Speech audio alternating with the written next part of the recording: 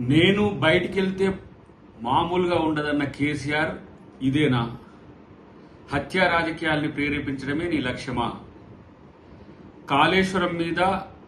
కాళేశ్వరం అవకతవకల మీద మీతో పాటు హరీష్ రావు ఇతర అధికారుల మీద ఏసీబీ కేసుల్ని తర్వాత కేసులను పురమాయించినందుకే తనను హత్య చేయించిండ్రా? ఉద్యమ కాలంలోనేమో ఆత్మహత్యలను ప్రేరేపించి లబ్ధి పొందిండ్రు.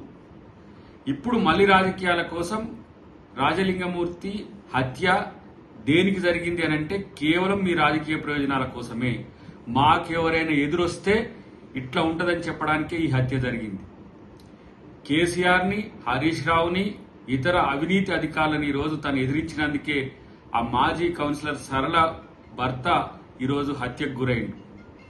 నువ్వు బయటికి వెళ్తే మామూలుగా ఉండదంటే హత్య రాజకీయాలు ప్రేరేపించడానికే ఇలాంటి ప్రయత్నాలు చేస్తున్నారా? తస్మాత్ జాగ్రత్త. ఇది మంచి రాజకీయ సంస్కృతి కానే కాదని చెప్పి బీఆర్ఎస్ పార్టీకి ఈరోజు హెచ్చరిస్తున్నాం.